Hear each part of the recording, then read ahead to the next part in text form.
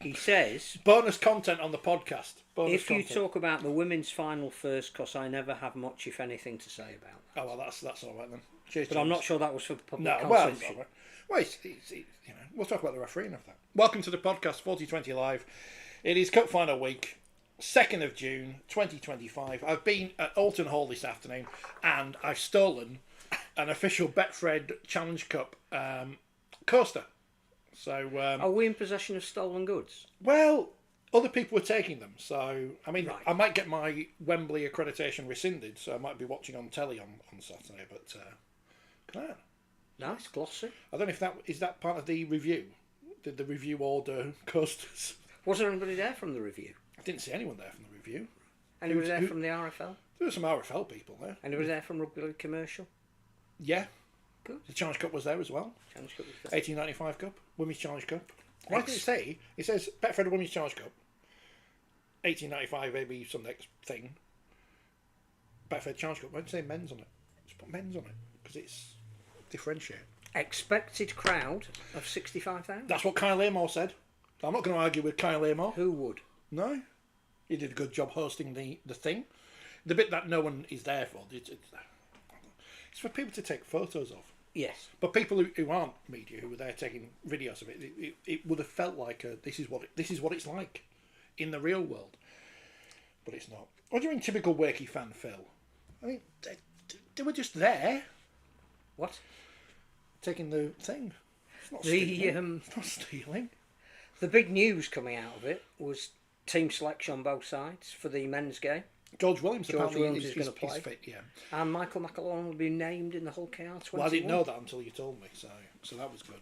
But yeah, George Williams, he was asked because he was on the top table as the captain of Warrington.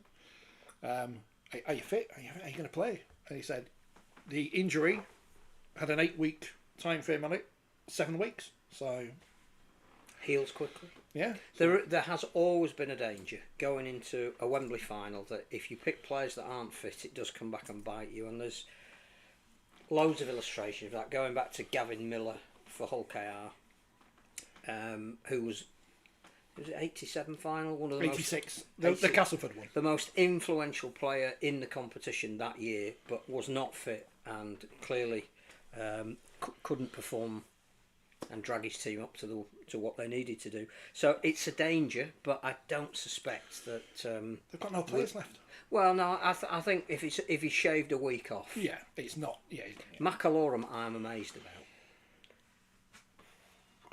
Not because again, he's not a very important player in the whole KR squad, but he hasn't been close to being named in the 21, and somebody will miss out, which will be interesting to see if he's named in the 21 to be part of the squad but doesn't make them match day 18, or whether he'll be fit enough to perhaps share the hooking duties with Jez Litton, which could mean Bill Leyland missing out. We've had complaints about the LED board, so it's on the lo-fi mode today. It's just spelling out 4020 very slowly. I might put the cat on again later, Right. Just to ease people in, just by the element of surprise, the cat will magically appear. Like in my study most days. On the YouTube, hello to all our people commenting. Carsten is back. New Where's flat, he been? but old mate. He must have moved house. But we missed you, Carsten. I noticed you weren't on for the last few weeks, so welcome back. Really? Andy, Hasn't moved countries. you can tell us. Andy, up the wire. The German Exiles are playing on Friday, I noticed, because someone tagged me in a tweet against some Australians or something, I don't know. A combined exiles team of Antipodeans in London, I think. Do you know anything about this, Carsten? Have they had your seal of approval? I think you run German rugby league, so And team talk. Is he coming to Wembley? That's another good question. Because you too could try and nick a Challenge Cup coaster. Will it stand up? No. And it's all very exciting, isn't it? It is Challenge Cup final week. We've got to talk about that. We've got to talk about the games that have happened this week. It genuinely is exciting. Yeah, I'm looking forward to it. But apart from the fact that it's the Challenge Cup coming out, nothing else has happened. That's it. And I know I say that every week, and then we spend an hour talking about stuff and go, oh, well, where's the time gone? Well, the coaching merry-go-round hasn't started. No, as I said, do these games, do these days in charge of Catalan still add on to Steve McNamara's reign? Because Well, technically, he's still there. he's still there, isn't he? Yeah. Now, whether he takes responsibility for the fact that the last 3 weeks they haven't been able to score a point, No, I'm not for the sure. last two. That he's no. But no, well, not theoretically. In terms of a statement from the club, he is still the coach because we haven't heard otherwise. But whether that's going to trigger other movements in the coaching ranks, whether what may or may not be happening in Australia with either new clubs or teams who will be not keeping their coaches come the end of the season, is going to have ramifications over here soon. Nothing on that front this week. It's all very odd, but that's. We do think Mal Meninga is going to be involved in Perth in some aspect, be that either officially the head coach or a director of rugby role, and the ramification for that will be that perhaps he won't be the Australian coach at the end of the year. Who'll be the Australian coach? Well, I suspect the winner of the State of Origin series will now have an added incentive To not win, because they could well be the coach of Australia coming over So here. not Billy Slater then. Well, you hope it would be Billy Well, Slater. it might be. He's got 2 chances left. Yeah, and obviously Queensland ended the chance of a proper clean sweep by beating the women on Thursday. Yeah, so that happened last week. That did, yeah, because we were in on Wednesday and we said Origin, it was all right. Yeah. The But the women's origin we hadn't seen, so that was a typical Queensland performance in that they weren't the better team but found a way to win at the end, which is what Queensland did. And they all seem to decide that Ali Bringenshaw was retiring. I think by stealth rather than force. Yeah, she came off the bench with Like Jodie Cunningham. 13 on her back. Like Jodie Cunningham did yesterday for St Helens in a bruising battle with York, so I understand. Played really well, Ali, in the closing stages to ensure that Queensland won, but yes, looked like gradually being eased to the next generation. No, just moved 300 metres down the road, says Carston. Well, I assume the M is for metres, not miles, because they use kilometres, don't they, abroad? Yeah, so I presume he didn't bother hiring a removal van, he just carried it on his back. No Wembley for me. I'm still living with moving boxes and search for stuff all the time. I mean, I'm still doing that, in fairness. But well, you can watch it on foreign telly. It's on the I can't say get a VPN and watch it on the iPlayer. Is the BBC not available in Europe? Well, it anymore? might be if you have a VPN, but I don't want to say, if you go VPN. And then the 1895 final on Super League Plus. I don't know if it's free or not. I assume it is. But Interested. They've not announced that yet, though. no. So I don't know it's going to be on Super League Plus. Apart from it, it's going to be on Super League Plus. So I mean, they've not announced whether it's a chargeable game. I don't think they charged last year, did they? For Was Super it on Wakefield? Sportsman last year, or was it on Super League Plus? I thought it I was on there, Sportsman. so I didn't really. No, I didn't really care. you didn't need to watch it. No, I saw most of it. It was all right. So what has happened in the last week? The coup's still. Salford were paid. Salford were paid, yeah. They weren't paid. They were paid. Do we know if the staff have been paid yet? Because they weren't going to be paid at the same time, and I They think were going to that's be paid today. I think that's wrong. I think Yeah, they it all is get wrong. paid at the same It is time wrong. because they're all in it together. Yeah. And other players are the important ones because they're on the telly. But everyone else, cleaning the bogs or whatever, they're important as well, and they've got bills and they've got mortgages and stuff. So And probably aren't paid as much. no.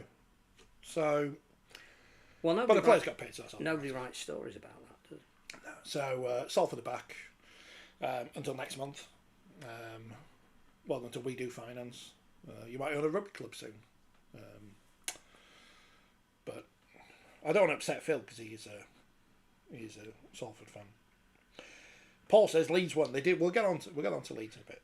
Don't panic. Was Paul surprised Leeds won, or Well, he's got an exclamation mark there, so it might be. I mean, I took Leeds by 6, so I was gutted.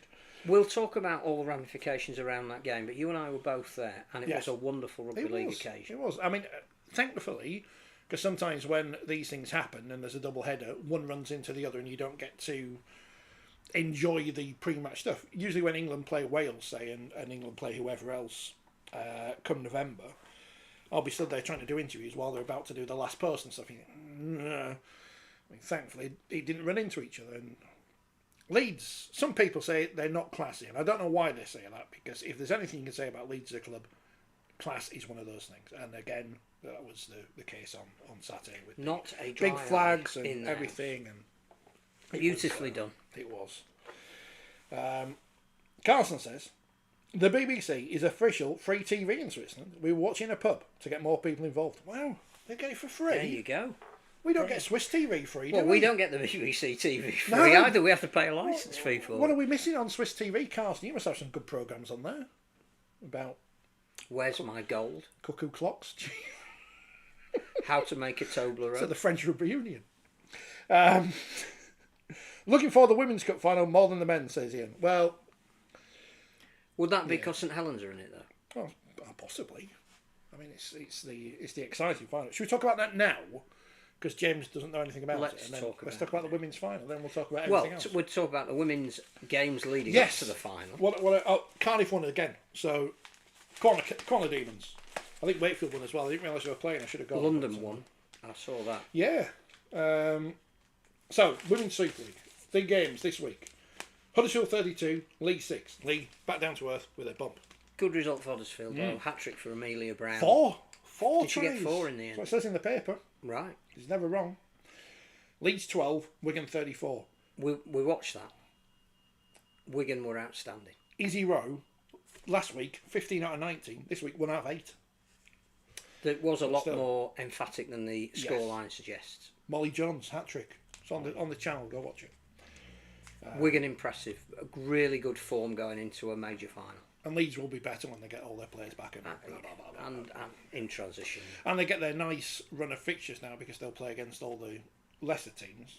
So, because Leeds are second bottom of the table. Well, so, Leeds in crisis. Bracket women's. What a comeback. Warrington 6, Barrow 40. Lose by 100 points the week before, win the week after. And that must take something to get back on the pitch. Yeah, but more than that is a real job done by a coach there to impress upon the players that they were caught in the eye of a storm and they still believe in themselves. I genuinely, and we've said it before, don't know what it says about Warrington. Yeah, Barrow against teams of their level will be all right. Yeah. Wigan are just exceptional at the moment. It will happen. York 12, St Helens 16. Now, I didn't watch this, but I listened to it on TalkSport 2 with the Doc and Courtney Winfield Hill. All these people called Hill, double barrel surnames at Leeds. It sounded feisty. Good. I thought there might have been cards and such. Disciplinary when hearings waiting for their Wembley availability. Because I'm told that the disciplinary is taking in 2 weeks of Women's Super League into account, but they haven't announced it yet because they've just told us Max Jarrett's got a point for doing something. I don't know what he did. Ungentlemanly something or other. Scored against Leeds. No, it wasn't. Scored against Leeds. You're not allowed to do that. Twice. So I don't know if any. I assume, because no one today mentioned anything about potential suspension. I didn't ask, but I can't imagine anything coming out of Leeds at Wigan, can you? But that's Gaston was back and ran the game apparently. Great result for St Helens. Yes.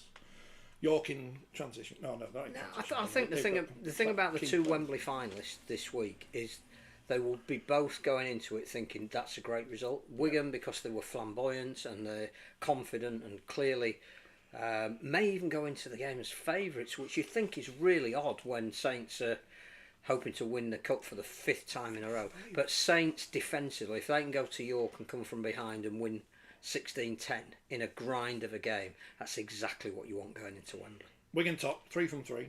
Saints second, 2 wins and a draw, so unbeaten. And of course they haven't met each other yet, so it's all exciting. And in the men's, they haven't met in a final for a long time, so this rivalry will be taken on by the women, which is fantastic. What else is going on here? Oh, Ian's saying, he might be Cassandra in the women's final, but he might not be. Yeah, Carson says on German TV, Swiss TV, is how to polish German gold coins from the 1940s. Well, it's only why? I mean, there's no programmes from that era on TV over here. Have you seen Channel 5, Carson? What's this TV? Art in my attic? LG is here wants to talk up Fev's chances. Well, you'll hear from Paul Cook at some point this week because I didn't get to speak to York, so we're all on Fev up the rows. Robert says, destroyed the game without relegation. At least 3, sometimes 4 games not worth watching. How can people pay good money to watch rubbish? Well, some games are all right this week. We're at that middle of the season period where It's rubbish. No, it's not. Well, it's not. No. Injuries have kicked in, fatigue has kicked in. The differential between the haves and the have-nots is more greatly emphasised at this time of the year, and I think there is a point. But you're going to get that when you play 27 rounds. But you also get that. The issue isn't for me promotion relegation. I think you've got to play to your strengths, and our strengths is not necessarily promotion relegation. It's full time and part time. I've said that a million times. I think it's more to do with the fact that if you play 27 rounds and the Challenge Cup, it's too much. Next year we'll be starting just as we finish. It's not Saints fan Ian that you're thinking of, it's different Ian, but he's also apparently a Saints fan, so different spelling, but it doesn't say. It sounds the same. Anyone called Ian is a Saints fan. Yeah. Abigail, the women's will be the best. It probably will be. Of course it will, because she'll be there. She doesn't know who she's walking out with yet, though. Who will it be? Doesn't matter. Will it be? We're gonna play in their self-designed away kit, aren't we? Yeah. So whoever she's walking out with, what an experience at such a young age to be wandering out at Wembley. I did ask Danny McGifford, because she was a heptathlete, what was she best at in the long jump and hurdles. I said, you'll be able to jump over people then. Stupid question. No crisis. The Eric Batten of women's rugby. No crisis with Leeds women, says Paul. Just a changing of the guard. People, everyone knows it's a joke, don't they? As Phil will confirm, the under-19s have some real talent in there. I know two of the players' mums. I've said this the other week. It's bizarre. They had a fine win up at West Park before the main game. Obviously didn't see it, but again convincing, which shows that there's a lot of talent there. London ladies top of the league, says Dennis, who sent us the flag the other week. So thanks for that, Dennis. Yeah, big win over Castleford. It will be great if we can get London and Cardiff somehow involved more. I just don't see why you wouldn't put them in Super League, because you can't really lose anything. No. Carl says he prefers Dave, shows from his youth. What's on Dave? Like Red Dwarf and stuff.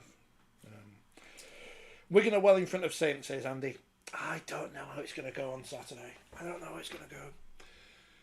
In front in what respect? They're playing with confidence. They're scoring a hell of a lot of points. They've never played at Wembley. The first Women's Challenge Cup final at Wembley 2 years ago. Yeah. One team froze on the day because of Wembley, not because of the talent they had in their ranks, and the other team responded to it.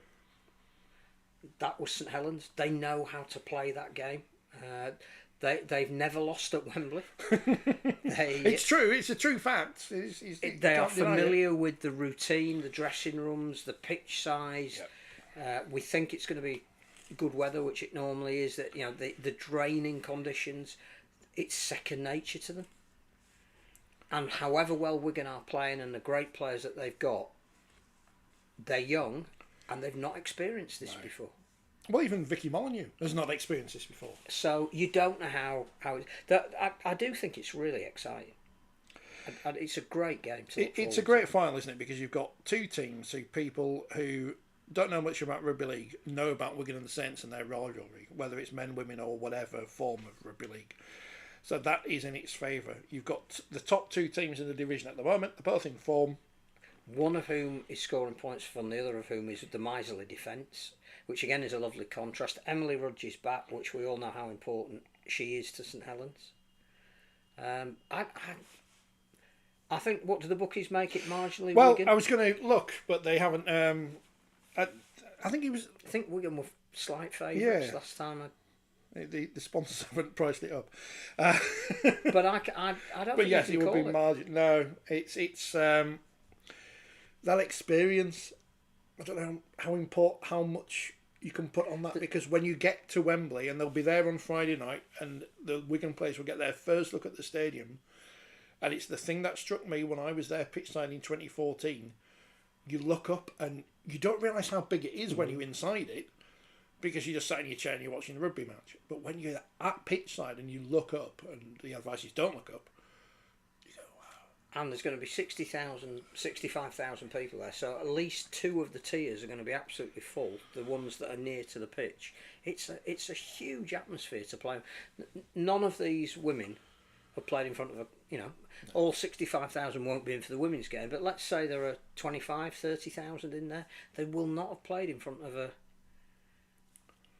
a bigger crowd. I don't know who wins, which is the great way to go into a final, isn't it? In fact, all three of these finals are very much...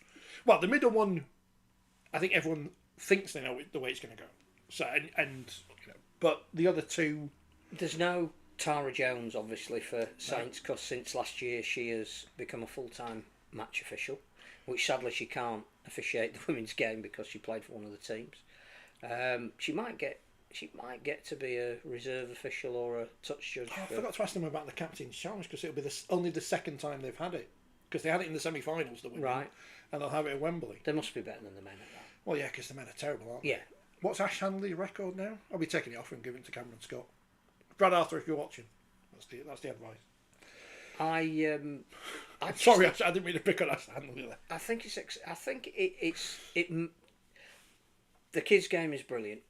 And there's a school from St Helens who are travelling down with the Saints. Do you know one of the PE teachers is at the school from St Helens?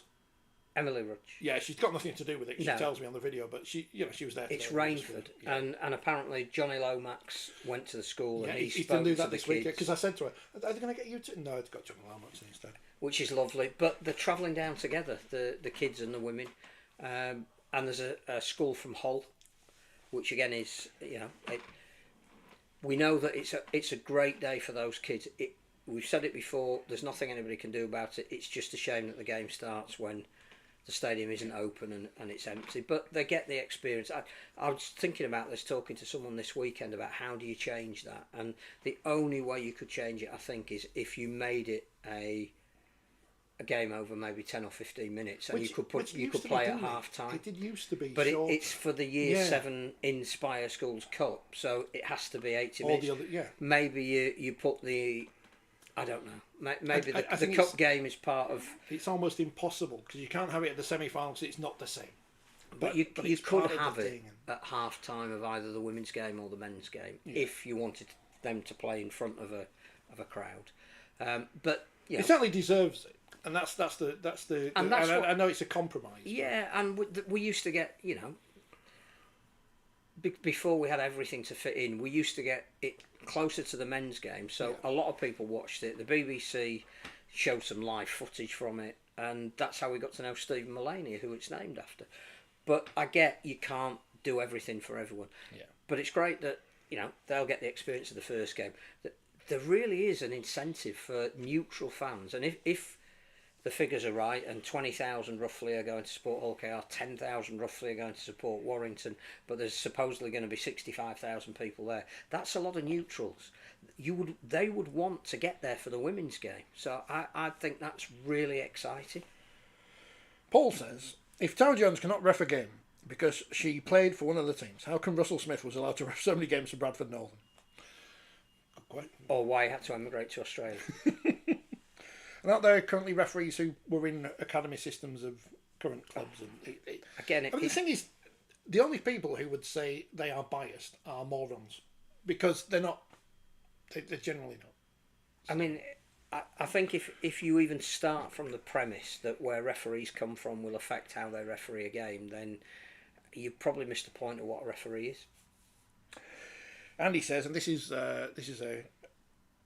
I was thinking about this, Andy, and you've put it down on paper, so you can steal it, you can have it. You could play 2 50-minute halves, the first half before the men's game, the second half during half time. There's a long break in the middle, though, isn't it? This is the only problem with that.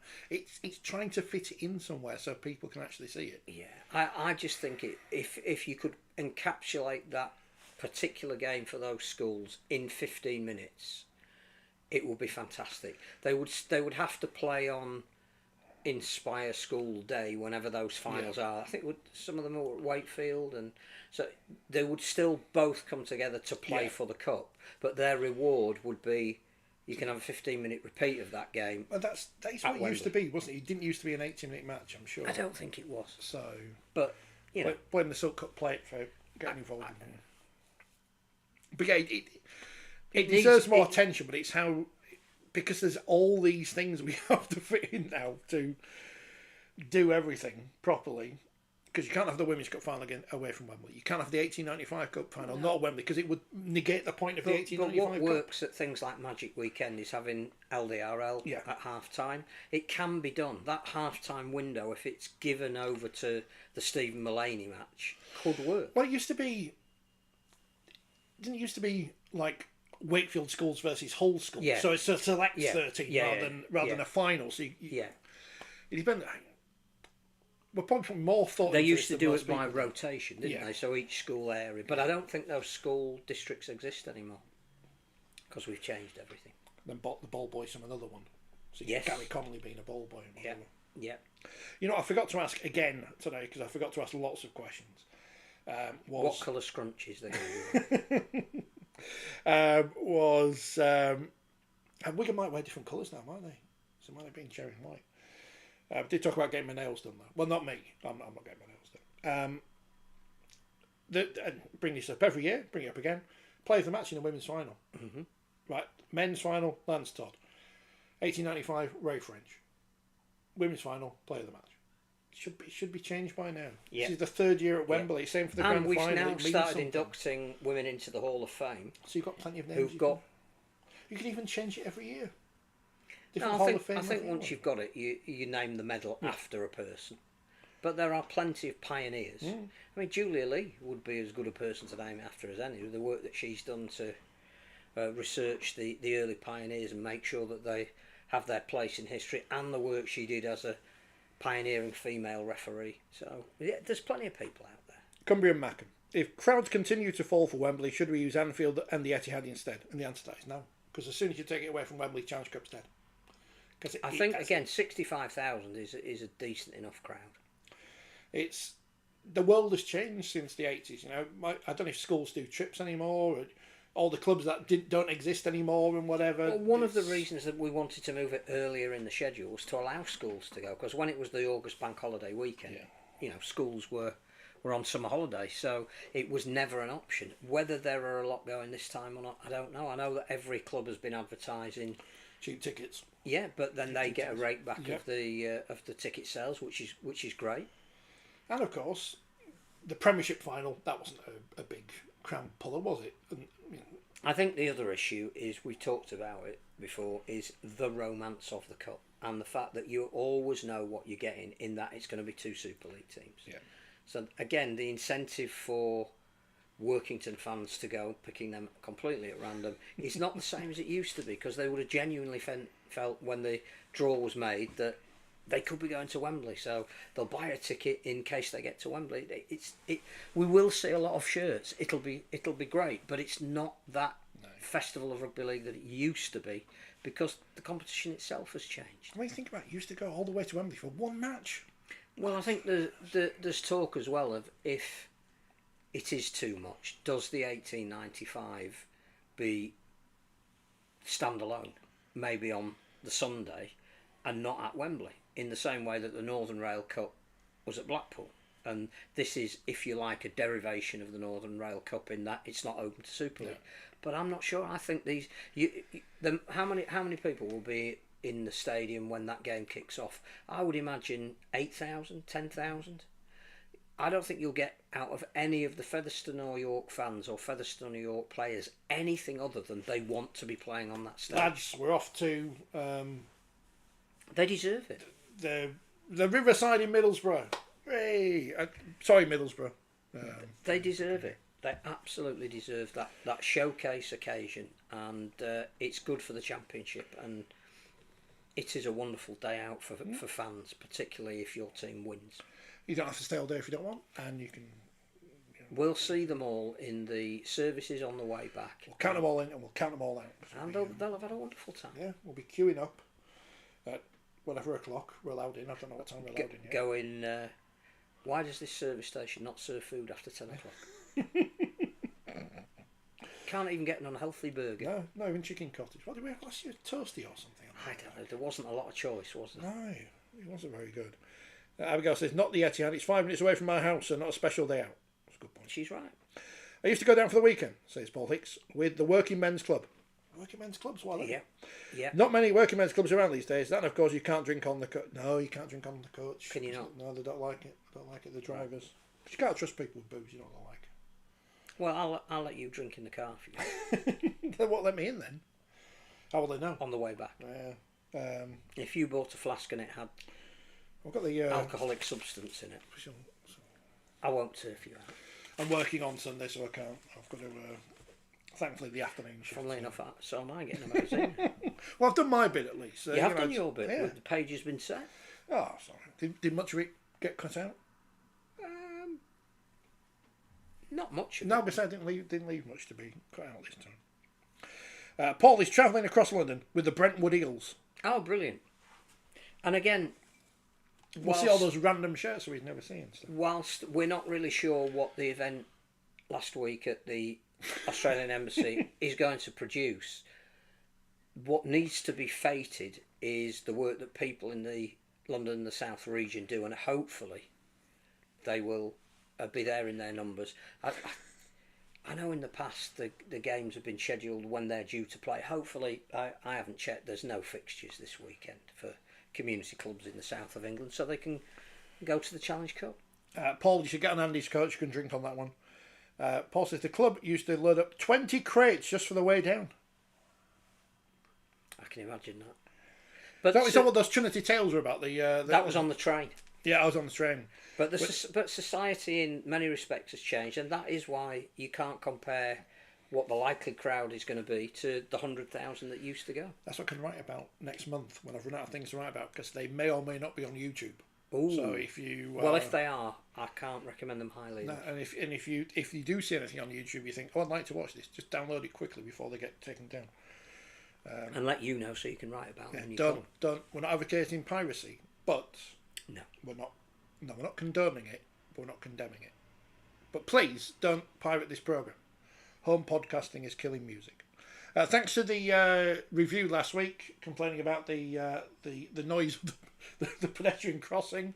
We're going to get it closed down between 6 and 7 on a Monday. We'll put somebody out there constantly pressing the button.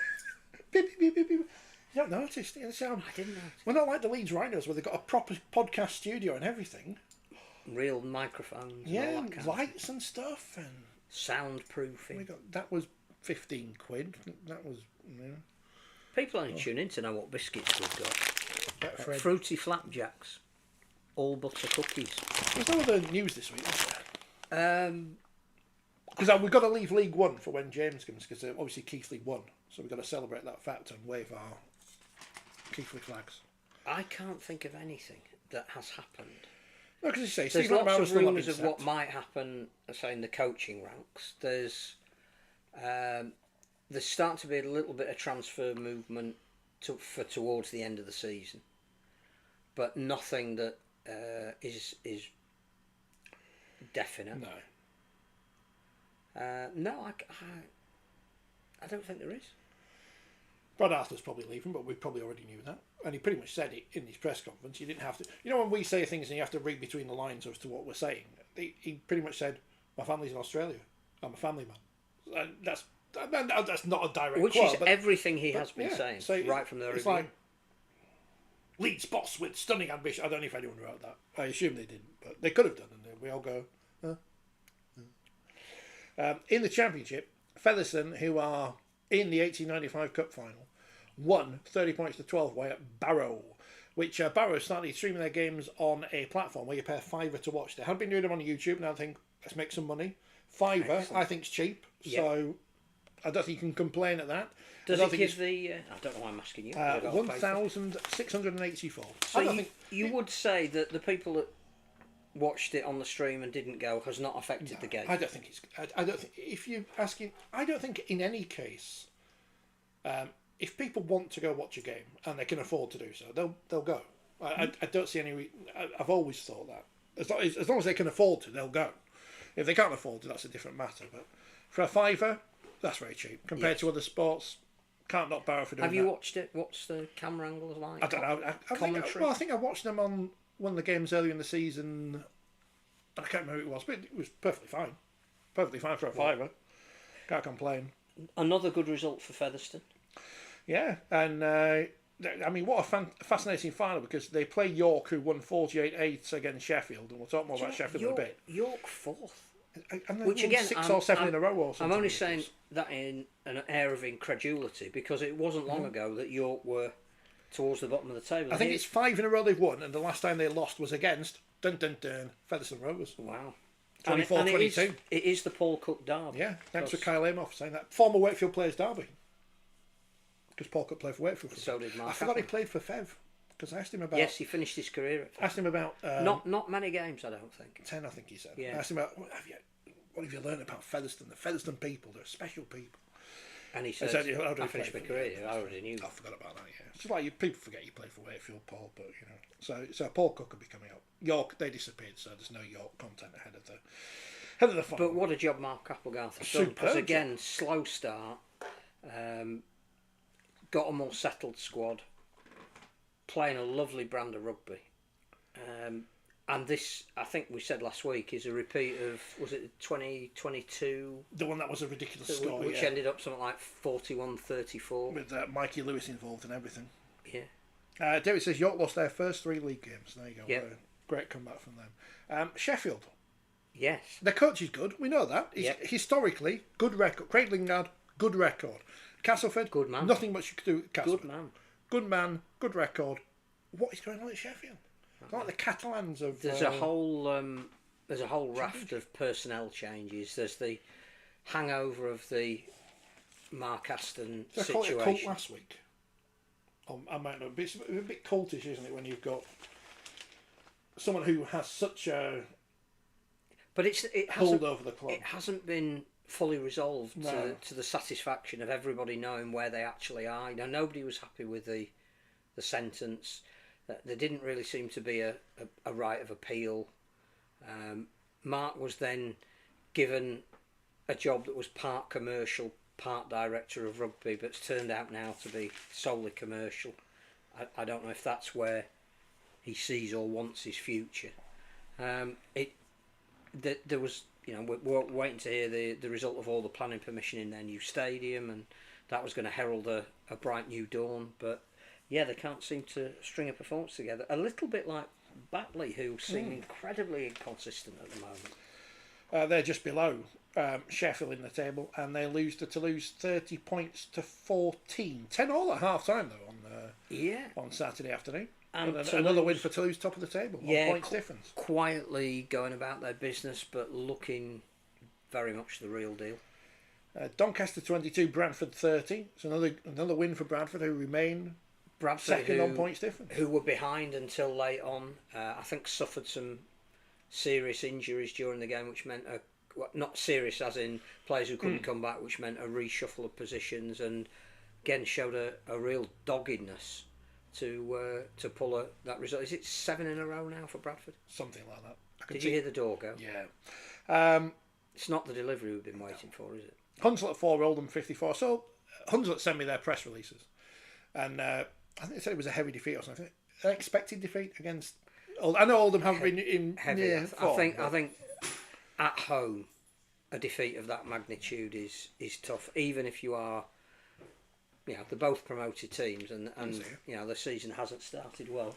Goodness me! I'm like a Toronto fan arriving at half time. Why are you not all in rainbows? Have you been in your the bar? bloody month.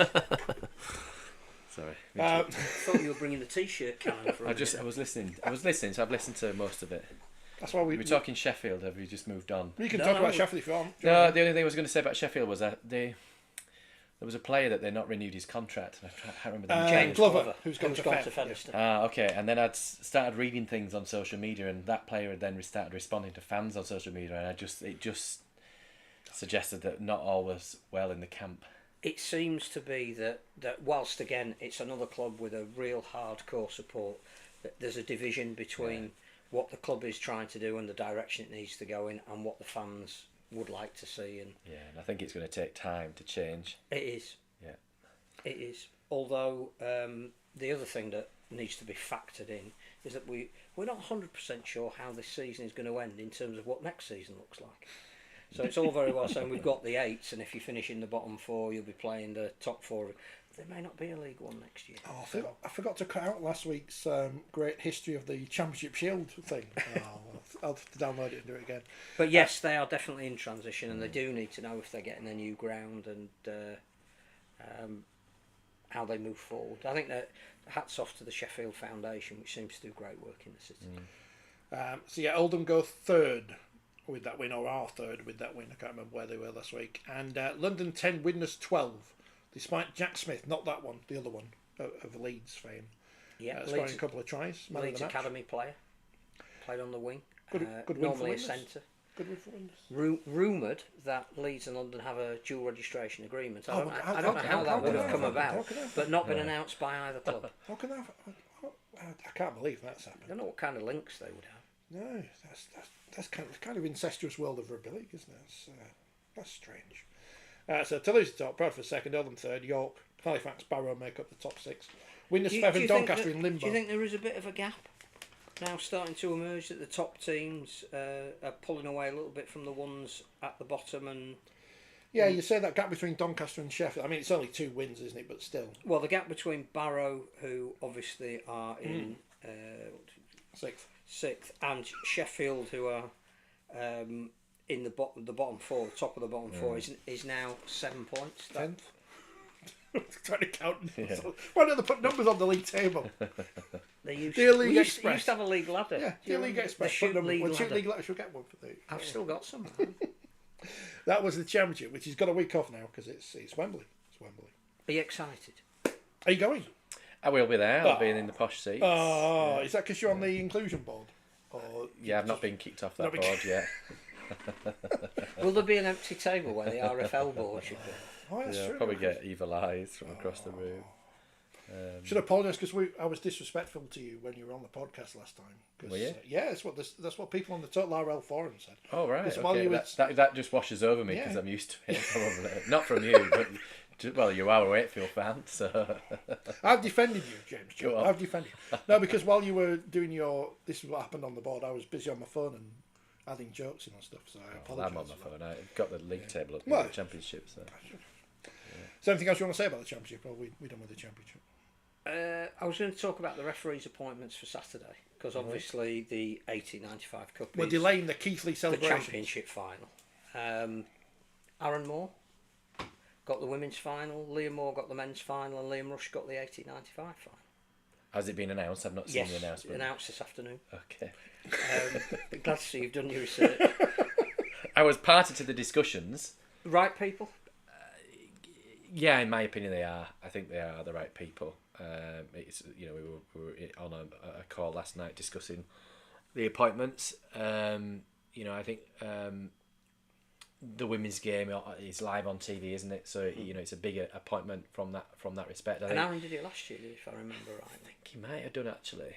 Yeah, I think he did actually. I think he did. And I mean, the only argument against would be clearly he doesn't referee women's teams on a week-to-week basis. It is a slightly different game in the way it's played. Should we be rewarding a referee who referees the women's games, who we might not have heard of? yeah, and it's a perennial argument, isn't it? I think ultimately it's a major final. The clubs will want. If you ask the clubs would say we want the best referee that we can get, and that generally means it will be somebody that is not refereeing that competition week in, week out, because the full-time referees don't referee that competition. So I can see the arguments both ways. I think there are rewards for those officials who miss out on those without necessarily being involved. Certainly the 1895, and I don't know every single appointment because I've not seen the release today, but there's an opportunity there where you've got in goals because it's not on TV to give rewards out, etc. But And you got video refs, which I don't think we've heard who they are yet, but you'd think Ben would. Well, be I can tell you the video referees are, 'cause I've got the full list here on the thing.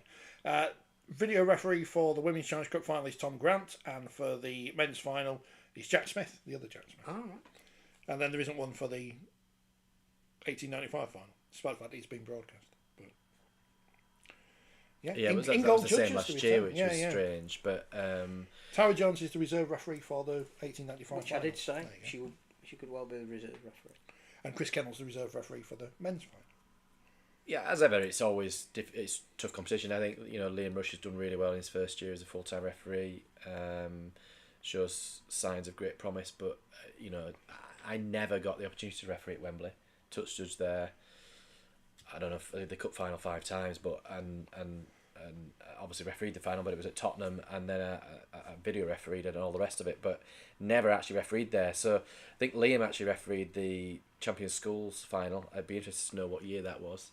So he's transitioned from a Champions Schools final referee to being an 1895 referee. I think he's refereed the women's final maybe, or a semi-final. I think he might have done the final when it was at Elland Road a few years ago. Right. But probably not at Wembley. So he has refereed at Wembley before, but at a Champions Schools final. So you can see, there the progression of a referee. So yeah, I think they're merited, and it's Liam's first cup final probably for a couple of years now, having missed out on both finals last year. And best of luck to them all. And he has been incredibly consistent this year, I think.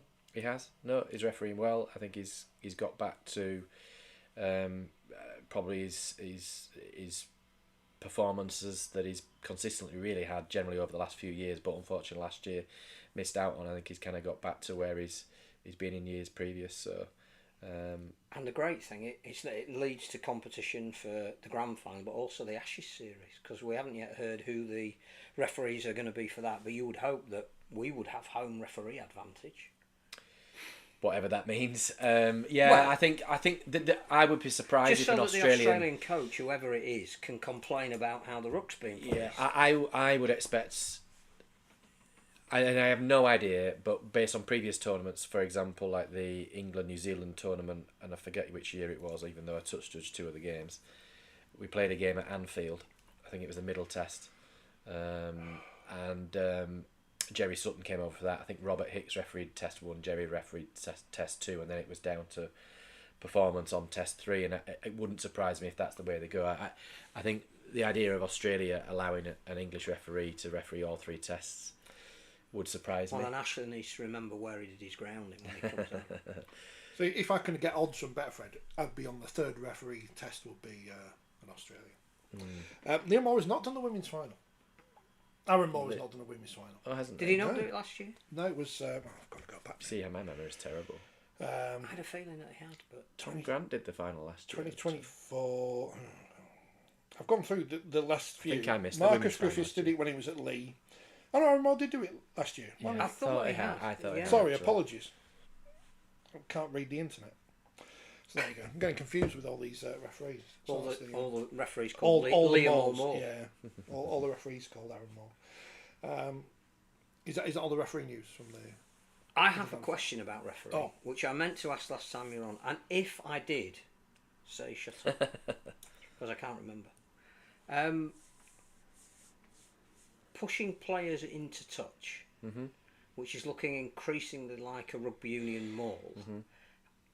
I suspect the law hasn't changed. Players have just got better at keeping people upright. But I was under the impression that when there were players from both sides converging into stopping a player, the referee should shout held. Yeah, there has not been a change in the law, but a change in probably the policy around that this year. Which has led to probably more tackles into touch. I'd have to check the exact wording because I can't remember without the document in front of me. But it was always that a teammate could lend weight. However, we would always apply, if by the time I've called held he's in touch, there's no point calling held because it's just inevitable. If there's an opportunity for you to call held and the tackle to be stopped, then you'd call held. I think there's been a little bit more latitude in that this year, which probably has meant that you've probably got more gang tackling near touch lines. Which is a skill, but does make us look a little bit like rugby union. Yeah, there was one in a game this weekend where it just looked like a rolling maul for about a minute, and you just thought... I'd have to check the wording in the policy this year around it, but because I can't remember. But there has been more latitude given in those situations. I think what they were trying to avoid was that situation whereby the referee calls held and then he's forced to give a penalty because they've taken it into touch after the held call. But actually, they never had an opportunity to stop the momentum of the tackle. So there's probably a couple of things in there. The attacker it encourages the attacker, if you're not careful, to surrender, which we don't really want, and then it encourages defenders to gang and push into touch, which we don't really want, and discourages wingers from staying on the wing and bringing it in play inside. So there are always arguments for and against, and it's one of those things that over the years has gone one way and then gone another. So you probably find in another couple of years it'll come back the other way, a little bit like the push tackle itself. League One, Midlands 38, Swinton 26. Midlands upsetting people by saying we're better than Conrad Hurrell, but they won. So. Yes, on loan for Swinton, Conrad, which either is great for his fitness and he can lend weight to St Helens as they need him, or how the mighty have slightly fallen. I'll save the important one till last. North Wales 32, Rochdale 12, and Workington 12, Dewsbury 20. Which on the face of it, that's a good result for Dewsbury away from home and in the top to the last 10 minutes or the last maybe 10-15 minutes of that, and it sounded like Dewsbury were playing pretty well actually. Workington had quite a number of injuries, I think they said, they lost their 9, etc., and they had to sort of juggle players around a bit, but a good win away from home for Dewsbury, because I think they had a slow start to the season. And the good thing about the League One table now, with Cornwall's results having been expunged, is that everybody has now played the same number of games. So for this week at least, yeah. But so that reflection of the table as it stands after 9 rounds is accurate. Abigail says, can we not talk about Rochdale's men? But the women won, so that's all right. Newcastle 0, Keighley 52. Streamers, parades, everything going on in Keighley today. Floats. They've won a game. So I don't know who's to blame this week. They won. I don't know. So the Alan Kilshaw revolution begins. We did see, did we not, that Jake Webster's been appointed added to the Huddersfield coaching staff. So is he keeping his role at Keighley? I have no idea. I didn't see that story. Maybe Ken Davey mentioned it on the bench. I've not listened yet, so I don't know yet. I mean, he has a sort of an off-field role, really, doesn't he? So it wouldn't prevent him? No, not necessarily, but it's just in what capacity, like assistant coaching or it sounded like academy or whatever. Yeah, I think it was something that Luke Robinson said. Wasn't there the big news story was that Tui Lolohea was stuck on the M62, but he was near enough the slip road for Jack Billington and I think Jake Webster to swap the cars, and Billington ended up on the motorway for the all night, and Lolohea managed to play in the game. Yeah, I couldn't follow that story. I read it and I thought, I don't understand how they did that, but yeah. I think they were just about the slip road where they were going to come off, but they couldn't move, so Billington took a pack of sandwiches and took over. Team player. I'll get some award at the end of the season. North Wales are top, 8 wins from 9. Midlands, Workington, Dewsbury, then Rochdale, Swinton, Whitehaven, Gull, Keighley and Newcastle at the bottom of the table. Don't we, Andy? We're going to tell you who's going to win the Challenge Cup final in a bit. Thursday night, speaking of Huddersfield, 24-28, they lose to Lee in a game in which they're not really back, are they? I mean, Lee won, and then, I'm not saying they stopped playing, that would be unfair, but they didn't really have to do much anymore, and Huddersfield scored some late points, and it looks closer than it was. 3,458, what's the point? It looked less than that. I was at the premiere of the Kevin Sinfield film. Oh, you haven't seen it, have you? No. So I haven't. And I was at work, so I haven't seen it probably either. And all I would say is, if you get the chance to see the film, I mean, they do it like a paperback and a hardback. We've announced challenge number 6, that's out in hardback. But at the same time, we're going to release challenge number 5 in paperback, and here's the film. And you go there and you think, will it be any different to the other films? Because it's a 7 in 7 challenge, over 7 days, 7 different... You know the man's superhuman. How will they make it different? It's brilliant. If it's going to be on our league or Super League Plus or Sky Documentaries, watch it, because it's poignant, and no doubt we'll start when we start talking about the Leeds game at Headingley. It begins with Rob's passing, because this is the first event where he hasn't been there. Get your Kleenex out. The big story, without, I mean, you don't need a spoiler, is Kevin's injured 2 weeks before, and everybody's telling him, including his physio and the doctors, you're not going to be able to do it. You get an insight into not only what they do to keep him going, but the ridiculous mental fortitude that he's got, which we knew, but you see it stark and close up. And interspersed with it are MND stories, which we've had in previous films, but each one is different, and it was fantastic. He's going to be the first night, isn't he? Because that's No, it'd be Billy Boston. You think? Yeah, I think Lisa Nandy is in charge of culture, media, and sport. Big fan of Wigan. She's mentioned Billy. I think there's a fair chance that he'll be first. Said before, all these politicians who use rugby league for capital, and then when they resign or quit or get thrown out as prime minister, I forget to put them in their honours lists. But that's politics for you, isn't it? So I can't comment on Lee and Huddersfield other than it was my game to review actually, and I think sounds like you watched it. Did you? Oh, well, I had it on at work, so I didn't really watch it closely. So you watched not as it. As you watched it intently because you weren't working. Yeah. Don't worry, they're not listening. Your employers. It was only in the corner while I was trying to do my job. I reviewed it, and sometimes though, when you review it, it takes the enjoyment out of it. But there were some good tries in it actually. I don't think it was a particularly. Oh no. Yeah, I think it was. It was a decent game. I think you're right. The game changed probably after with about 15 minutes to go. There was a penalty given for a late hit on a kicker, and it sort of inspired Huddersfield. They scored off the back of that, and they scored maybe again, or I can't remember, 2 more tries. But it made it a close contest. Yeah. Did each side have a try disallowed? Oh, then we had the thing at the end where one might have done, might but have they been were all grounded but not grounded. And no, there was no debate over the video refereeing decisions at all. So, well, not in my opinion. So there was no drama there. No, it was a tidy game actually. There was very little few penalties, set restarts. Players were disciplined, and it was a tidy game. But what was the? But where did Huddersfield go from here? But there was the incident at the end where Huddersfield couldn't captain's challenge something. Was it an offside at a kickoff or something?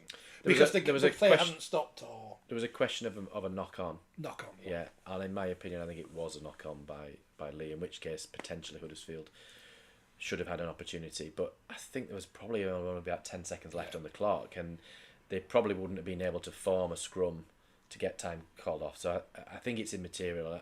Ultimately, if you're a coach that's looking at that, for example, I'm not suggesting Luke Robinson is, but there's 80 minutes in the game. Yeah, I think it's more people on social media saying, "Why can't the captain's challenge?" Because the game hadn't stopped. There wasn't there. Yeah, they can't captain's challenge. I think Luke was saying, "I'll have to teach my players to give away a penalty, and then at least the game will stop."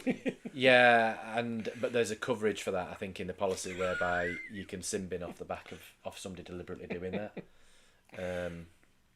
Which would have taken more than 10 seconds, and the game would have been over anyway. Yeah. The message is really like, if you're going to play that for the last 15, play that for the previous 65. Not that they played particularly badly. I don't think they necessarily did. I'm not sure if they are. They look to be possibly showing some signs of improvement, but I don't know where they're at with injuries, Huddersfield. No, I mean, they should have more coming back than they're losing now. And they're 2 wins behind Castleford now, so it's not even we can say. I know Salford are but they're level on points with Salford, who are the outlier for many reasons, as we've mentioned. But they're 2 wins behind Castleford, and where do Huddersfield go? Where do you think they go? Yeah, you can start making judgments halfway through the season, which we are. And I think even allowing for the ridiculous injuries that Huddersfield have had, and teams do, they just haven't looked convincing in any of the games that they played this year. And I don't know how you turn that round in the second half of the season when you're looking at potentially going to Halifax, but that's on hold. But now they might not be because there's an alternative bidding for the Shea by another party. When you look at the recruitment that's been done this year that hasn't really worked for them, I don't know how you sell the idea of Huddersfield in the second half of the season when they're down to 3,500 fans there. You don't, do you? It's not a club that fills you with joy, I don't think, is it? From a neutral's perspective, certainly when you tune in.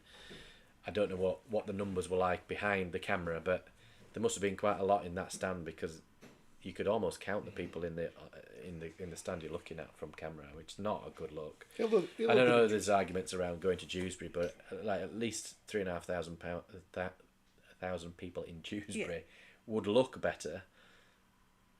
I just think it shows where Huddersfield are as a club, that they're looking to take a game to Dewsbury. I agree. And I'm not decrying Dewsbury in any way whatsoever. I know it's in the same administrative district. Kirklees Kestrels. So you're not putting the home fans to to too much inconvenience.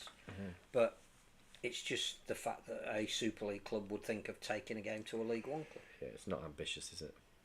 Our friend Phil was at Midlands again this week. There was a really good crowd, lots of Swinton fans. My only concern is the local sport. Almost all I spoke to was an exiled Northerners. So I think you do have to give time for things to build. There's a potential there. There was something that I saw, was it last week or the week before, about they're trying over 200 youngsters playing in a tournament in the Midlands, which I think Coventry Bears were. Was it Coventry and St Albans at Leeds on? Coventry were definitely there. Yeah.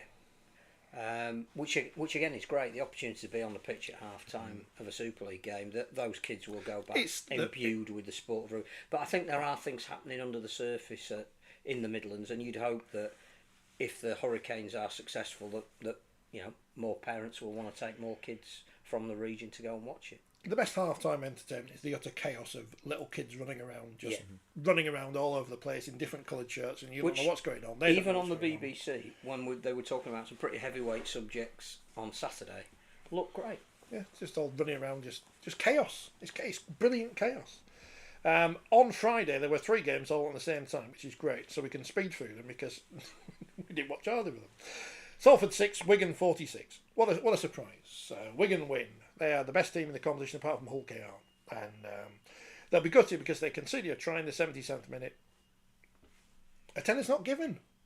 Wigan, I think, understandably chose to play one or two of their younger players. Keane McDermott got a debut, who's been on loan at London.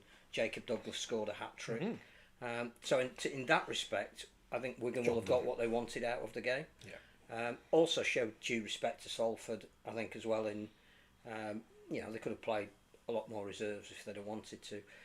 And I don't know what to say about Salford, because we say it every week. We don't really know where the end is in sight. I don't think you can expect a lot more out of them. Nene MacDonald pulled out very late on, which meant they went with 17 players. So even if they'd have had an HIA, they wouldn't have been able to cover it, which is shocking when you talk about duty of care. But I'm not sure they're just a lame Paul duck, Rowley aren't can they? do anything about it. The end of the season probably can't come soon enough, can it? For them, No. Which is a sorry state of affairs. You'd hazard a guess that they'll end up going to the wall. They'll end up with a grade C or whatever it is. If they go into administration, it's an automatic grade C. Maybe another buyer isn't going to come in until they go into administration. Well, why would you? Exactly. Why would you? So it's that double-edged sword, isn't it? You just rebuild the club, don't you? You can't win. If you buy the 4020 podcast, you get all this on the table. The thing I've stolen, getting busier and LED busier, board. there's not much I room know. left. You like our coaster? Stole that today. But if you buy Salford, what do you get? Nothing. Midlands are starting a women's team, says Phil. Had their first training session last week. It's the future. I mean, to be fair to Salford, their reserve team is playing, their academy team is playing, their women's team is playing. The people that are there can't really do a lot more than they're doing. They're signing up sponsors for game days. Their social media, is acknowledging the fact that clearly they're not getting the results. But they put out Nathan Connell's try and celebrated it, as they should. They can't really do a lot.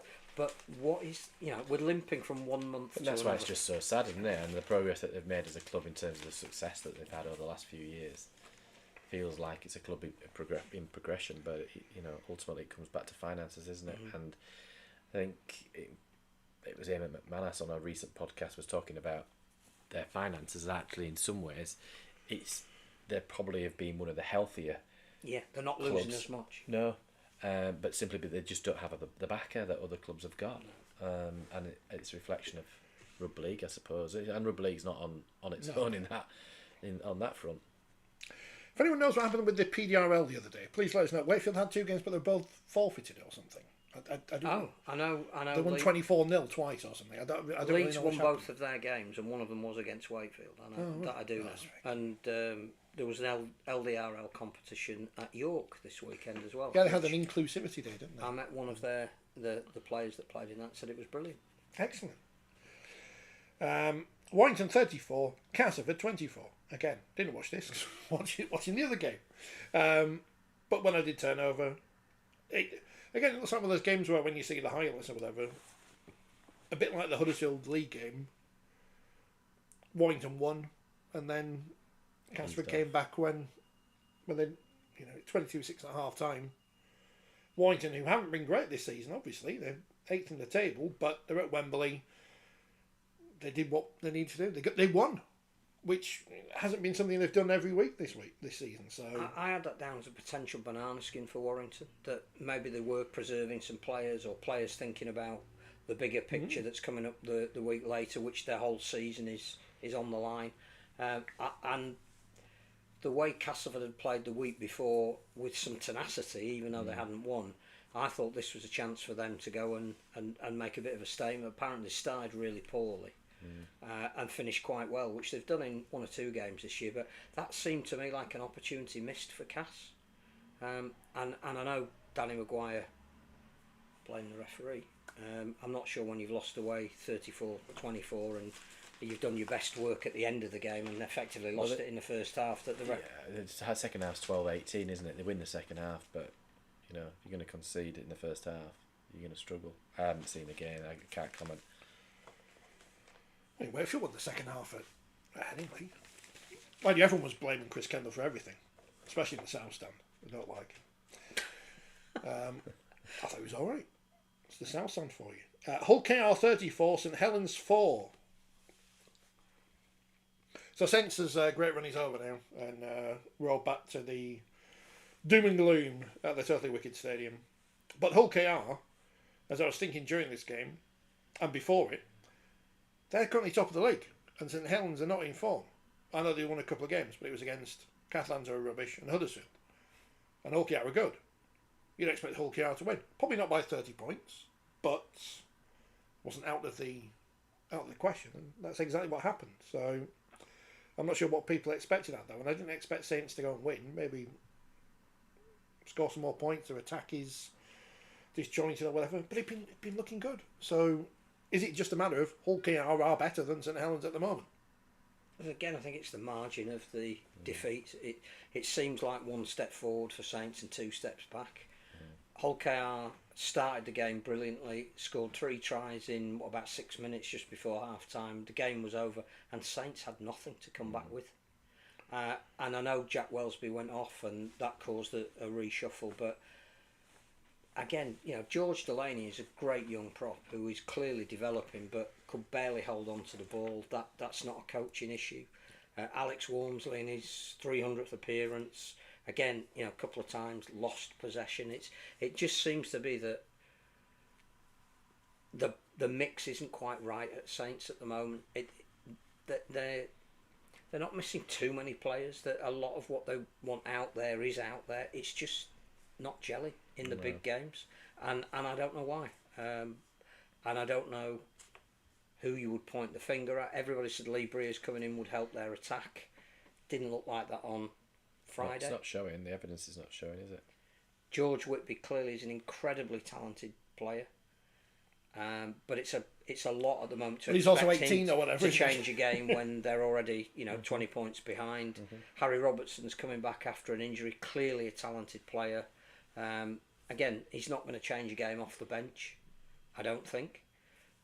Johnny Lomax has nothing to prove to anybody, but he's trying too hard because he's got young kids around him to influence things, I think. I don't know what the answer is, but I do know that the fixture list that Saints have got coming up is completely ridiculous. Salford twice. Well, in the next 5 fixtures, they've got Salford twice and Leeds twice. How do you sell those games? Salford away, Leeds at home, is it? Yeah. Salford at home. The magic fixture could And be Leeds away. And Leeds away. I mean, they're playing a mini tournament. do you know how they solve it? 14 teams in Super Oh League. yeah, Well, that's what Bradford, Toulouse, London, get rid of Salford. Them thinking. Oh, So that's week, what right? the drums are beating. I told you that a couple of weeks ago. Mikey Lewis, he's still not playing for England against the Australians. He's not. Sean Wayne's not going to pick him. Sean Wayne is not going to pick him because he'll go out there, wind someone up, and either get sparked out or sent off. Especially with the Aussie referees, they might not like him. I don't know. He's clearly a talent that we need to promote. Superbly talented player. But he does need to look at the other side of his... He could have crossed the line on Friday night that would have seen him sin-binned. Right, I didn't see the game. And possibly missed Wembley. And you don't do that. As yet, he's not Alex Murphy. Alex could get away with all that. Alex was playing for Great Britain at the age of 18 and was clearly a player of a generation. Mikey isn't quite at that yet. His development is fantastic. He's taken on that number 6 shirt of Roger Millward, and he's with what he can do with the ball in his hand, he's doing it justice. He just needs to take some of that grubbiness out of the game. He doesn't need to taunt the St Helens fans. He doesn't need to point at Johnny Lomax when he's made a mistake. And Lomax, as we said, nothing to prove. If Mikey ends up having a career on a par with Johnny's, he will have had a fantastic career. He might exceed it. He just needs to curb that desire to want to wind people up. I don't know why the name that came to mind when I was just saying it was Bobby Goulding. Don't be Bobby Goulding, Mikey. Don't be Bobby Goulding. Don't ever get. But he can't change how he is. You don't want to take out of him what makes him what he is. But that's not going to be the kind of player that gets picked for England, because it's that fine balance, isn't it? Yeah. It's a fine balance. I love watching him play. Yeah, brilliant as a neutral. But he's the man of steel. So clearly, Yeah, and obviously Jake Connor has been like that in years gone by. He seems to have toned that down this year. I don't know. The Brad Arthur effect. We'll talk about it in a moment. So I think there is a balance to be had. Shame, because he's a talent. There's no doubt about that. It's great. We've all got those giant heads of him in the crowd. The young kids love him. Yeah, he's brilliant. Well, it's exactly what you want. He's a talisman for that club. Exciting. But you also want everything that he offers to be wholesome. And you look at somebody like Elliot Minchella, who again has turned his rugby career around and went backwards.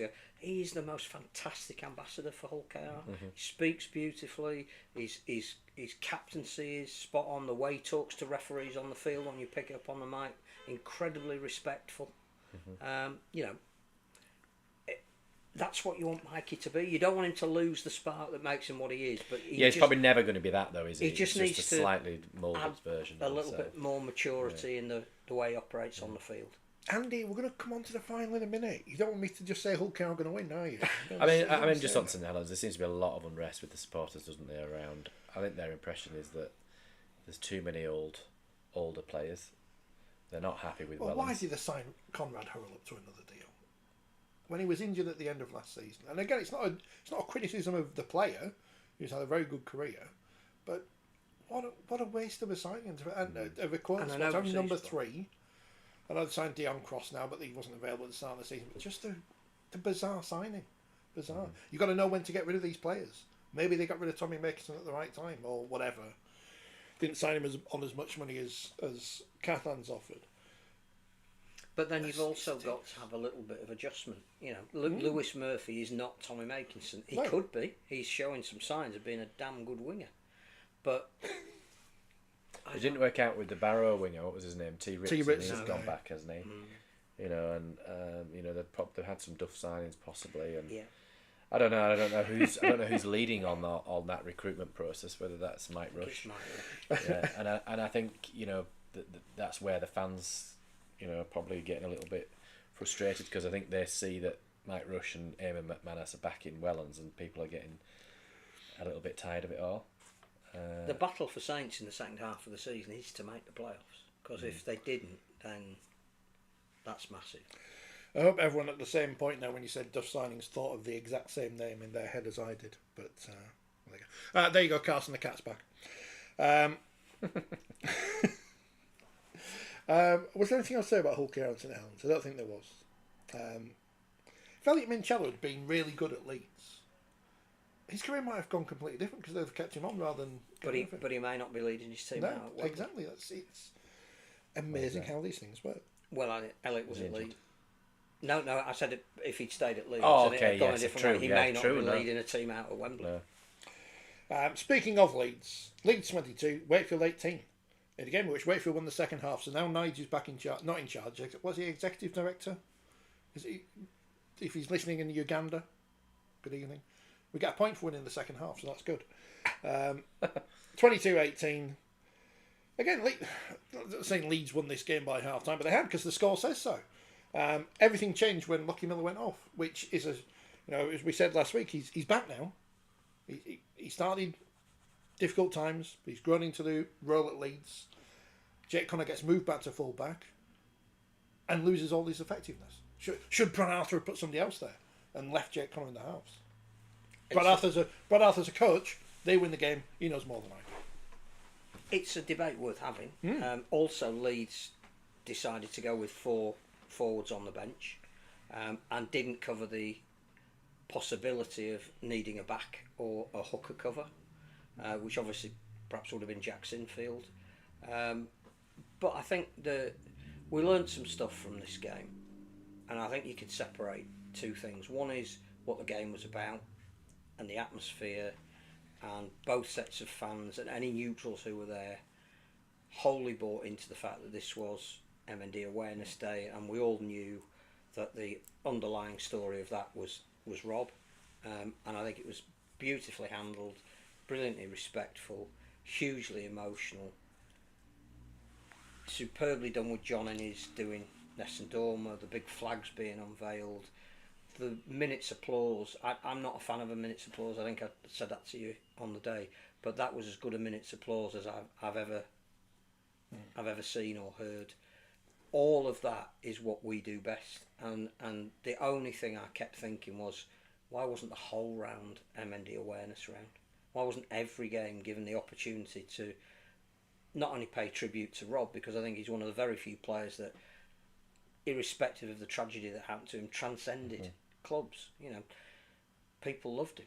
The game needs to do more of that in general, themed rounds. Well, I can compare it to there's enough rounds to go Beanies at. for brain. the NRL have Beanies for Brain Cancer, which is part of the Mark Hughes Foundation, who played for Newcastle. It's round 17 this year at the end of the month. Every club buys into it. It's Every a story. supporter Any form buy of a story. beanie hat. Yeah, you're right. Like, why There's do we women not in league have? ground and all sorts. But Anzac. why do we have mental? If rugby league and mental health are now inextricably associated, and rugby league has been a massive driver, along with Rob himself, to put him in the national eye, why is every team not allowed to be part of that? So Well, I'm not saying they aren't, but this is again where the competition is because it's club centric. yeah. And there isn't enough governance centrally to dictate, and again it comes back to money. This is where you can't get clubs that just pull in the same direction. But they waste money on fireworks. Well, you'd say that, but yeah.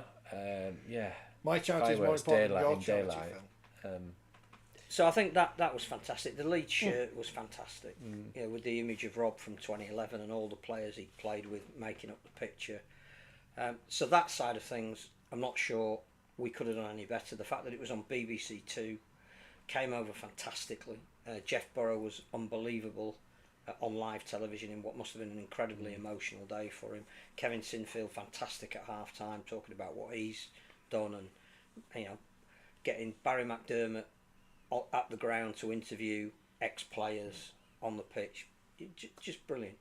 So I think the sport, and Wakefield played a massive part in that. Darryl was great when he was interviewed, because he gave Robbie's debut, and there were so many links between the clubs. This is not meant to be an insensitive question. Was there a particular reason why it was that game? It was a year. It's today's Today is the year's Passed away. anniversary. Yeah. So it's the nearest game to his passing, and that's why they chose. And is that game. likely to be an annual event, do you think? I think they'd like to make It should be, shouldn't it? And there's no reason why. No. Why it should. Yeah. No reason why not. So I think, take that aside from all of the rugby, that was fantastic. I went home and watched the coverage. Have I written about that yesterday. in my magazine column? No, you haven't. No. But I wanted to give you something to write down. All of that was fantastic, and it looked as good on the telly as it did in the ground. The game itself, I thought, I think I might have written in the paper, I think both of these teams are in the playoffs. Are you sticking your neck out on the line to say? Wakefield, no, I don't think so. I think Wakefield play a fantastic brand of rugby. They could have been blown away by half time. It was 22-6, but they turned it around, and the last 2 minutes were as exciting as it's been at Headingley this year, because Wakefield had a couple of opportunities to win it, and the Leeds defence, which was down to 12 men, held on. It was the best game of the weekend. Oh, I forgot to mention Hull KR playing with 12 men for the end of their game. Chose to. Oh yeah, James Bentley got sin-binned, didn't he? Because Yeah. it's James Bentley, yeah. I think what amazes me though when I look at the league team and I see Leeds in third, I'm like, oh wow, Yeah, Leeds yeah, are in third. no, Leeds are in crisis. No, forget that. No, ignore that. They're in Won 6 crisis. out Brad of Arthur 7. might be going. Yeah, Defensively, I think just behind Wigan in terms of points conceded. The Brad Arthur thing is daft, isn't it? Because the club have known all along. So it's not as if they can't plan for the future, knowing what's going to happen in the future. And maybe there is a coach on the horizon. I think there is. there must be. Well, I think What I do think is if Leeds are injury free, clearly we don't know the extent of Miller's injury as we sit here. It was a calf, and it gets to playoff time, and they're in this kind of form, and everybody that they want playing is available and playing. They will be the team that others don't want to play. Brad Arthur moaned about the try, the Wakefield try. He was offended. He was offended by the try. Because he doesn't teach players to cheat. Run into the Some opposition. clubs might do that, but Leeds don't. I'm being facetious, by the way. I mean, how good was So I've got a point. Max Jowett? Nice. How many times on this programme have I said over the past 10 years, probably not over the whole 10 years, but he should have been Wakefield's starting full-back long before he was. But Josh Rourke was superb. Yeah, and by the way, some of the criticism he gets is ridiculous as well because he was superb. It's where you fit them all in now. He's a wonderful leader. Man of Steel. He wouldn't be far off. It Some was kind just of a great game, brilliant atmosphere. Summer rugby, it was sunshine. Apart from that bit of rain at the start, that was. It just firmed the pitch up a little bit. It was two teams that want to use the ball. Riley Lum's exciting. Love watching him play. Lachlan Walmsley playing for a contract elsewhere, which is good. And if Super League did go to 14 teams, you can see any of the 3 teams that were coming up because we've decided to relegate Salford would love him in their squad because he's doing the job in Super League, which some of them thought, can he do the job in Super League? So I might do it in the Ollie Championship. Pratt is as good a youngster as we've got in the game at the moment. He's getting there, isn't he? He's getting there. But I think the Leeds, Keenan Palacio, who doesn't get many mentions, is just a rock. Well, has he got a song about that him you yet? build a pack around? What's the Bruce Springsteen song? Who's that about? Because I can't hear the lyrics. I just know they're singing a Bruce Springsteen song. I can't remember. But the Sam Lisoni song, that's the first time I've heard the lyrics. I feel like Mike Reid looking at the cover of Frankie Goes to Hollywood. That's filthy, that song. They shouldn't be singing that. Rugby League's a family game. I think you're right about Jake Connor as well. I He think was superb. the ability to get the best out of him and the try that he scored, again, was just almost instinctive. He saw something that nobody else did.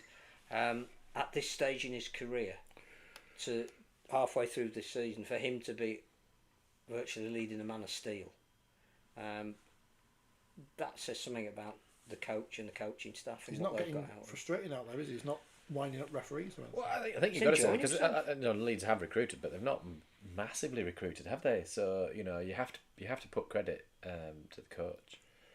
Look, Chris has been on. We've said too much about Leeds. We've praised Leeds too much. So Sorry. They're not playing this week because they're not good enough to so be we'll in the Challenge Cup. praise them next week. And say, Leeds. Well, my comment, I suppose, seeing Leeds in third was, oh right, they're the third best team in the comp, are they? Because it doesn't. I don't know. I think Hull KR and Wigan, there is a gap. There's a 4-point gap to Wigan, and obviously 6-point gap to Hull KR. I think there's a big gap there. Yeah. What happens if Leeds win those 2 games against St Helens in quick succession? That's 4 points. And then Well, based on current form, yeah, it suggests that they would. but St Helens would have won the 2 games against Salford, so they'll be on 18 points. Yeah. So it's No, I think you're right. There's 3 divisions. Feels There's like the it. 2 that are way ahead. There's the 3 that are kind of drift at the bottom, and anybody can beat anyone in that other group. Can we talk about Wire, who are good at ... says Chris. Well, we're coming to Warrington in a bit. They're good at beating Castleford. yeah. Let's see if they could beat the top of the table at the Not good at weekend. darts this week because they lost in the final, didn't they? Luke Littler Stadium lost in the final of the Premier League darts to Leeds' own. It's not from Leeds. Luke Humphries. Leeds United, I don't think he's Yeah, away, it's though. the wrong Leeds, isn't it? Catalan, I think you covered that one. Catalans 0, Hull FC 34. The Richie Myler derby went the way of Richie Myler. Hull FC, we know they're good this year. They're better than they were. And here they are again. SASA again with another try. Catalans nilled again. Well, now we know Joel Tompkins isn't the answer Nil to at whatever Hull. the question is. Three games running. Should be 2 of them at home. chucking that have been nil. tomatoes and lettuce and stuff on the pitch at them.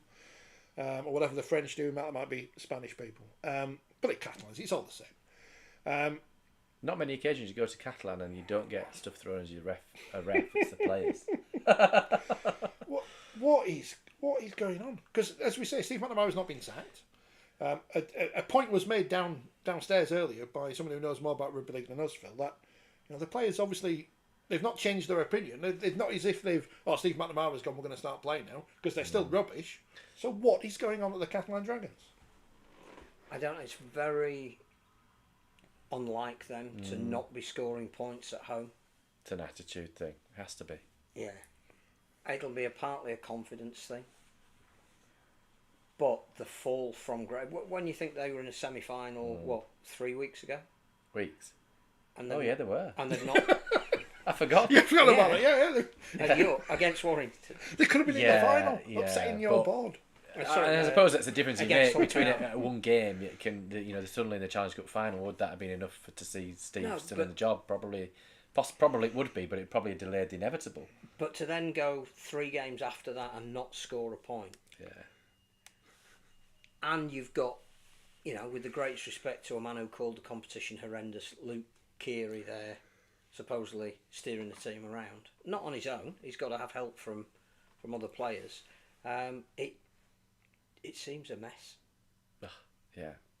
I think the point downstairs that was made is probably a fair one, that you'd usually expect a reaction. If the players are not happy, you'd usually expect some form of bounce back, but to not score, and I didn't see the game, but what I understood was that Catalan were terrible. Yeah.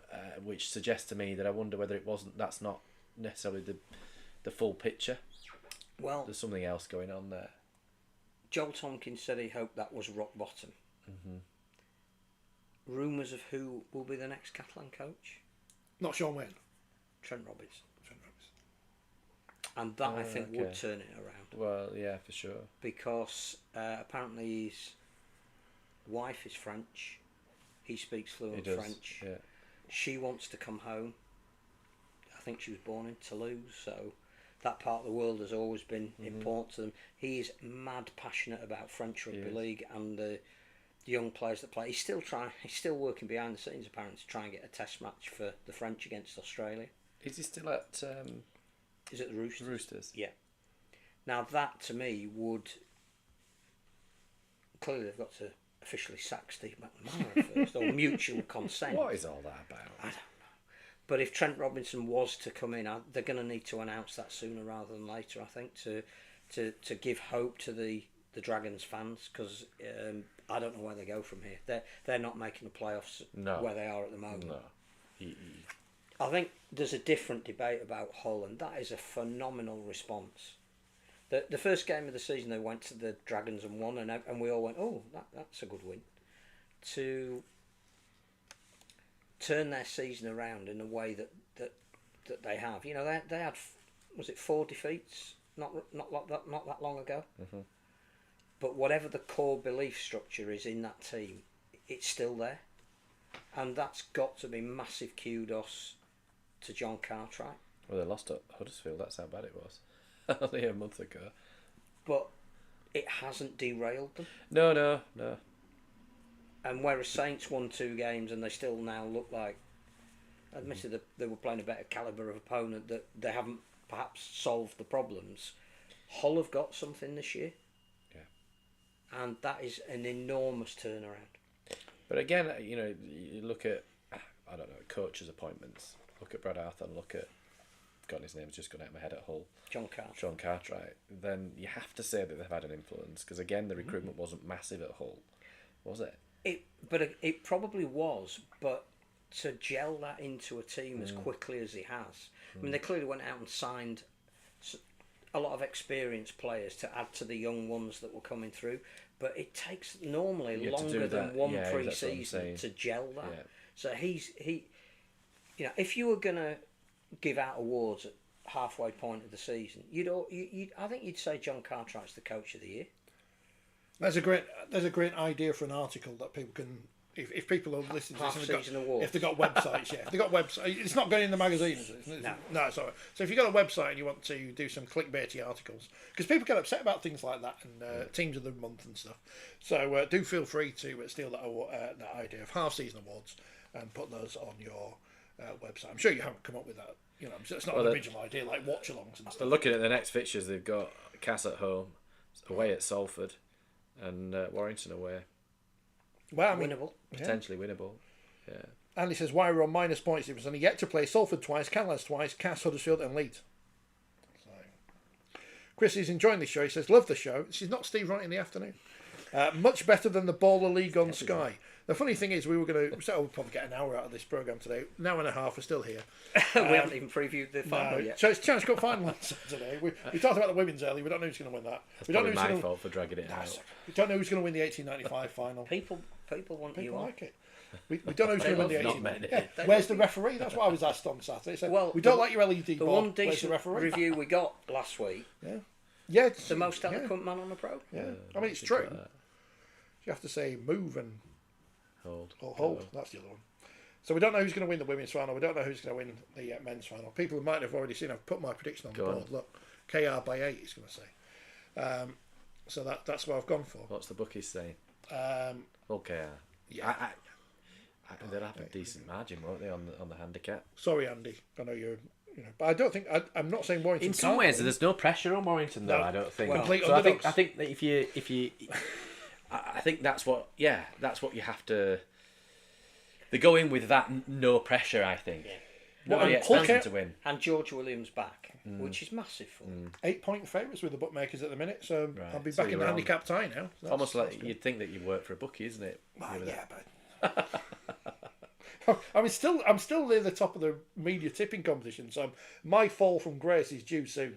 I don't know which Super League team I am, but it's bound to happen soon. Warrington can win this, can't they? They can win this final on Saturday. I think, not that my opinion counts for anything, and nor should it, that the only people that can beat Hull KR are Hull KR. There is a huge amount of pressure mounting on them to deliver. There's no question that over the last 2 years their journey has been phenomenal. But they've lost the 2 finals that they've been in, and even Paul Lakin and some of the players are saying we need to be judged by silverware. Every time you get in a final and don't win it, that pressure ramps up.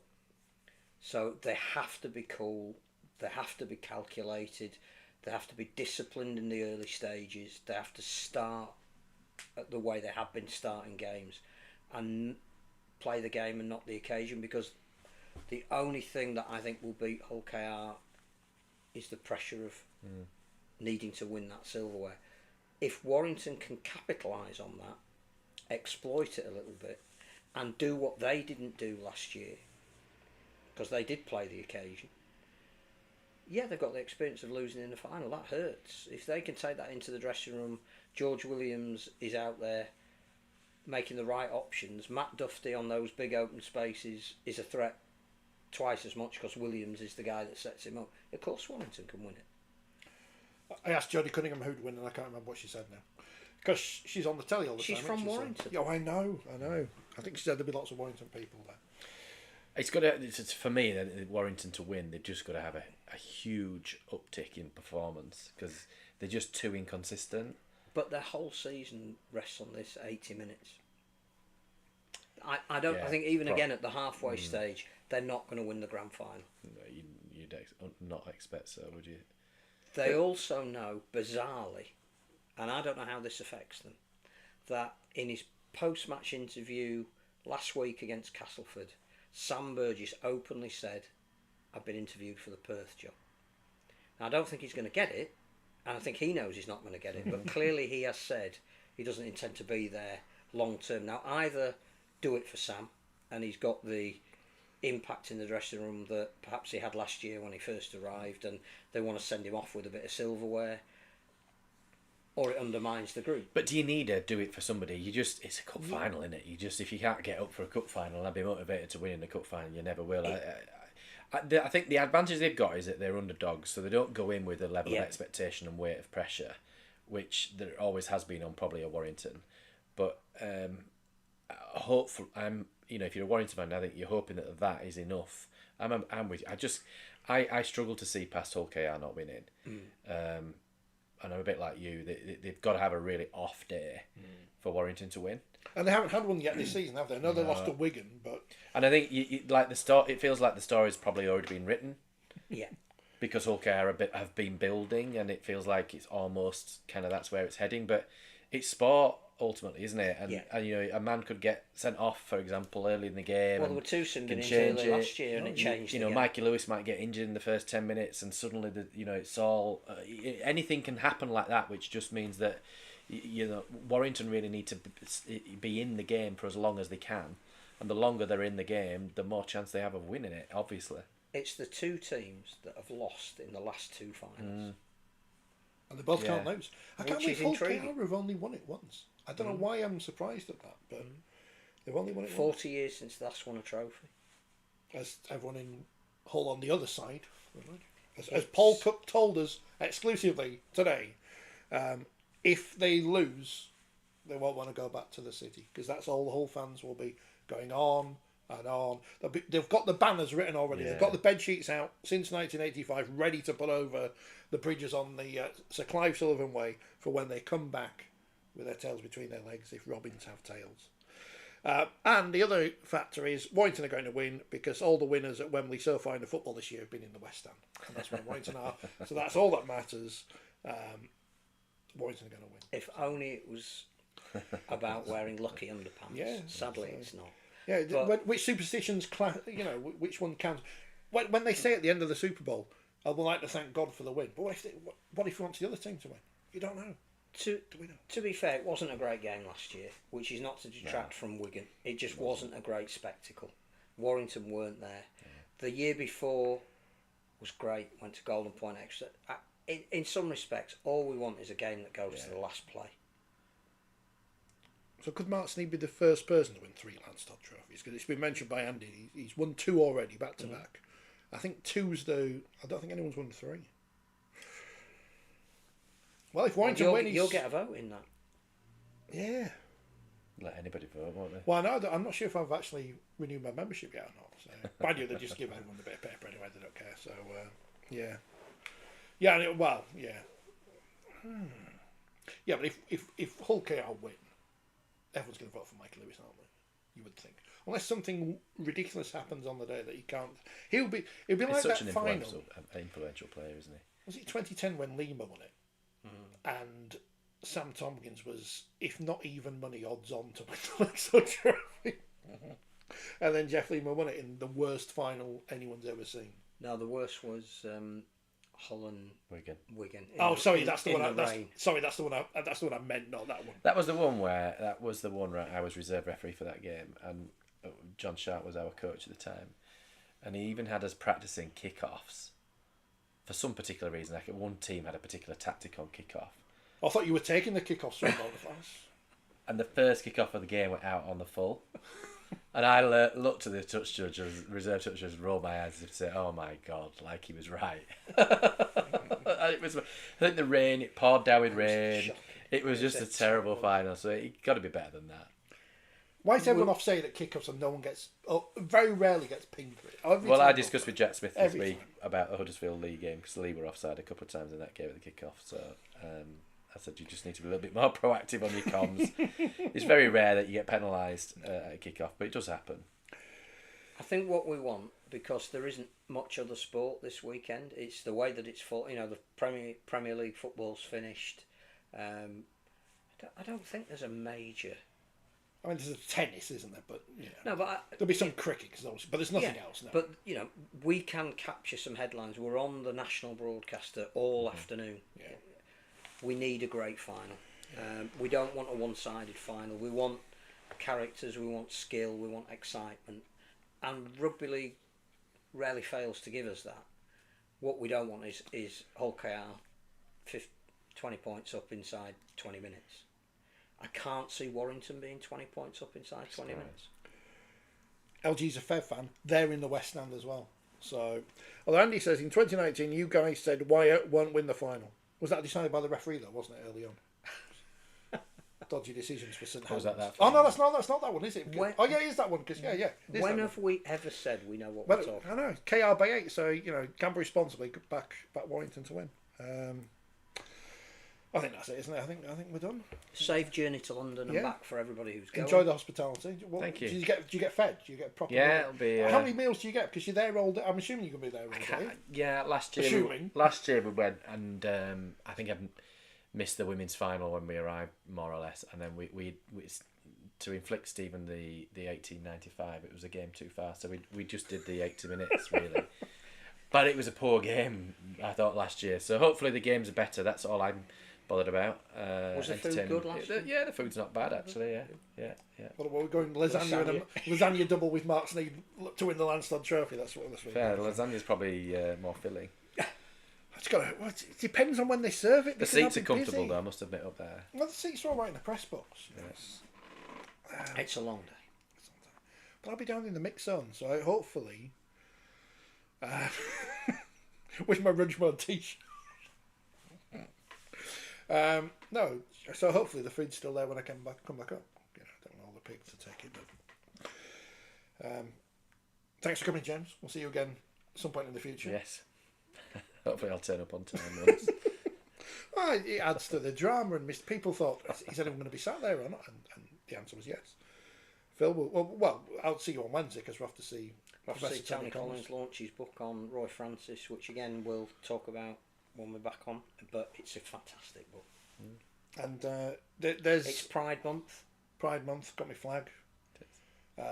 Like the RFL post, which is a bin fire of in the comments section. We're inclusive to everyone, apart from close your ears, Abigail, dickheads. No, that's it. That's it. We operate a no dickheads policy. So that's it. So apologies.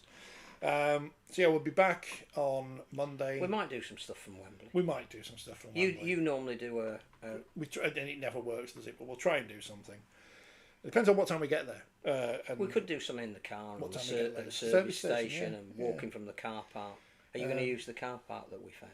Well, I was just thinking that I'll ask you off air. We don't want to give everybody the tips about car No, I'm parking. not telling you where it is. Are you using our place? hopefully they spell the names right on the half. I think we'll get there too late to get to that. I can have a word with him when we get there. Leave a bit behind. Yeah. See, the Walsall played Wimbledon last week in the League Two playoff final. They spelled Walsall wrong on the half scarf, so hopefully they can spell Featherstone and York. I mean, York's easy to spell. Featherstone, Warrington, St Helens, Wigan, Hull KR. They should. Man, you have to put Hull FC on the half scarf. Or just Hull. Just Hull. Oh. On that bombshell, we'll catch you back here next Monday when we're still just about alive after Wembley. But enjoy the day, enjoy the finals. Hopefully your teams win. If they don't win, there's always next year, isn't there? Thanks for watching.